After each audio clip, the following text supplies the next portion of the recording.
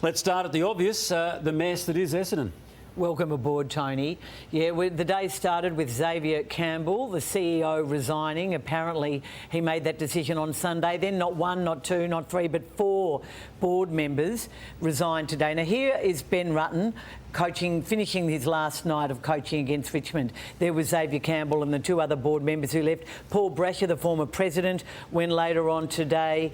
And then we have Sean Wellman, the footy director. That leaves, so 4 board members, the 4 board members who wanted to keep Ben Rutten pretty much, and Simon Madden was strong. He was, I think, the ex-footballer on the board who really felt that Ben Rutten deserved another year. In the end, I think David Barham said, "Are you with me or against me?" and they left. They've done the right thing. But fascinating that we see Josh Marnie in that previous screen, Tony. Now, here's the head of football. People keep saying that Josh Marnie will go the way of Xavier Campbell, that they were very much aligned and that Josh Marnie too was supportive of the coach. My understanding is that is not right, that Josh Marnie will certainly stick around to find the new coach. In fact, I'm told he's going to be named on the coaching subcommittee that David Barham will put together in the next day or 2. So by Friday, we'll have a coaching subcommittee and we'll have an external review committee. Those 2 reviews will go on concurrently. And it's just going to be really fascinating because, of course, Josh Marnie famously has fallen out this year with Adrian Dodoro. He's been critical of Dodoro during the year and at recent board meetings. Whether those 2 can patch things up and survive, Adrian Dodoro, I'm told, will certainly stay for this year's draft and trade period, Matthew. Yeah, I've been told they've patched those things up well, Caro. So these things happen in footy clubs. You have robust discussions and you move on. It happens all the time, TJ. I'm not sure that both will survive an external review. That sounds pretty simple. You patch it up and move on for how solid it's been. Well, we said Stephen May earlier in the year. I think the key component is that Adrian and Kevin align to the new leadership and aren't free radicals in the background. I think they're capable of doing it, but I think that's the key to any success. But I think, Ross, they've been as frustrated as anyone. Yeah, I suppose I'm curious. The question you ask is, why have the football directors and the CEO and football operation, how have they gotten it so wrong in their judgment of Rutten? What other information was out there to enable David Barham and the others to cross the floor and make the decision? That's probably what clearly they got a line of sight that didn't align with the official power broker. Yeah, well, they would say that as a board, TJ, in the past, that they haven't really had a voice and that it's been Xavier Campbell has pretty much dominated what he's wanted to do, and that was John Worsfold into Ben Rutten. So do you think it's just line of sight on game day performance and results? Is that ultimately what's driven this? Well, processes. I think that instead of just selection, so I wanted to go through it, like, Xavier got a 2-year contract extension. Board members weren't aware of that. Yeah. Okay, why didn't we know about that? John Worsfold gets a 2-year contract. Okay, so who made that decision? Paul Brasher. Okay, so it was a one-man board, was it? Well, Xavier Campbell had a great amount of power and was pretty much running the club. He realised on the weekend that his power base had eroded. It should be said that it was a pretty unhappy night for Xavier Campbell against Richmond at the MCG. He was there with his son Freddie. I think a couple of people really took him to task in a verbal manner, down on the race. Well, as in supporters? Yeah, and it wasn't pleasant and it wasn't nice. And I think that, in the end, I think he'll end up in footy or in the commercial world somewhere. He won't get a 2-year payout, but he'll get a decent payout. And in the end, he did the right thing. But I'm fascinated by Josh Marnie, who came close to getting the Melbourne CEO's job until that went, of course, to Gary Pert. And I can't quite work out why there were all these knocks on Josh Marnie. And I'm told that the current board is prepared to back him, Matthew. Well, he was aligned with Xavier Campbell, and I think that's often where Josh comes under pressure, and also that Josh was said to... But that's a bit rough, that you're supporting your CEO. I mean, that's fair enough. And he presented a review, and he presented a review that I don't think the board were too favourable of until now an external review. Was he a victim of the Melbourne review? Was he moved on?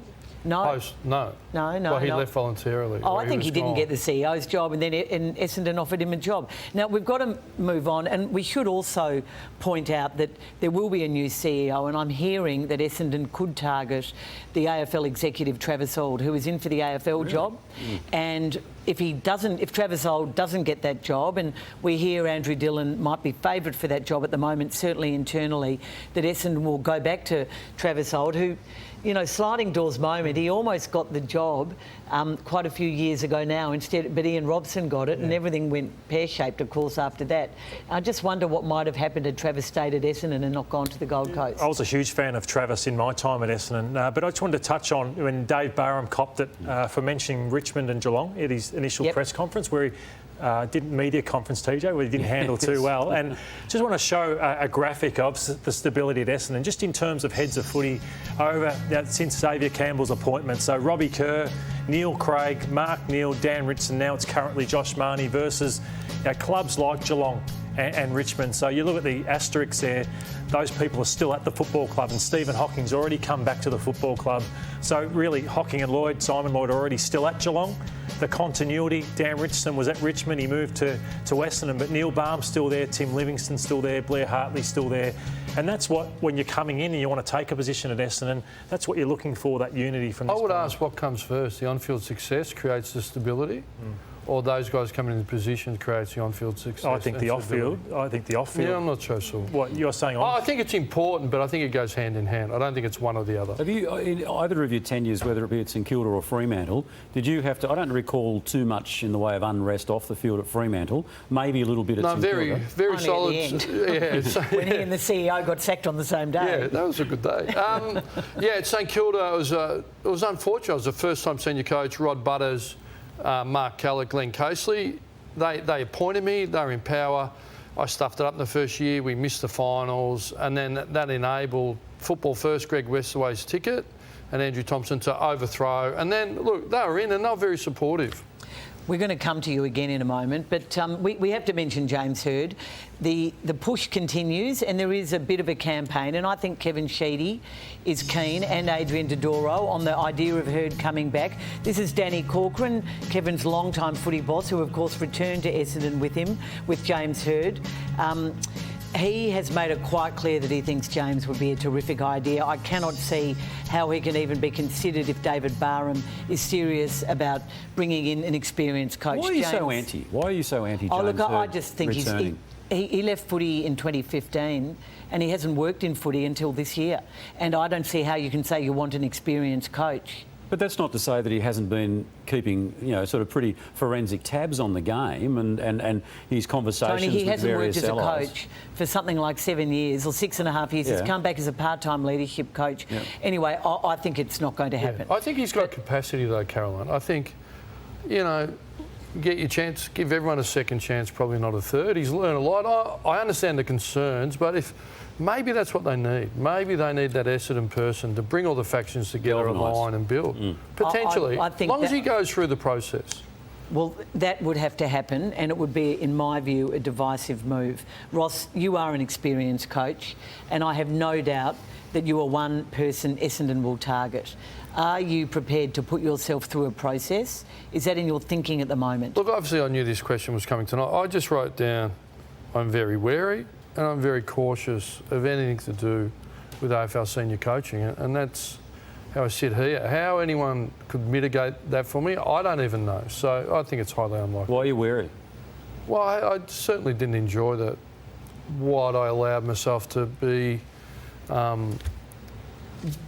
bought into last year. I probably said too much on here. I was too honest, and people don't deal with that. But then there's subtleties, like Clarko with Essendon expressed some interest, so they talk. So, there's nuances out there. I'm just cautious and wary. I'm enjoying what I'm doing. I've worked hard to establish off-field, outside of AFL football, and not be a slave to AFL football. But he's saying that, like, Essendon are this incredible club historically, and I actually don't mind the purge. I hear the right noises come from David Barham, and I think they can go, regardless of me. We all want to see them get going. Yeah, but let's come back to you. If David Barham was to call you... It's my press conference, Tony. I'll answer the question how I see fit. Yeah. If David Barham was to call you tomorrow and say, listen, I heard you on Footy Classified last night, I get all that, but do you want to come in and we'll have a chat? Well, it's not about what I want to do. I think if he heard me last night, he goes, I could mitigate your wariness and you being cautious. If he could mitigate that, and he gave me great media advice at the end of 07, end of 08, that I carried through. So I certainly respect him, but I'm very cautious and wary. Last one. Do you have more faith, though, because of David Barham, to potentially put your hat in the ring? I think he's got to get all his ducks in a row himself, and I think we're going to get to that, what he's doing, I think. Yeah, but he's very well respected. Have you ever thought of a career in politics? Because you haven't answered that question twice.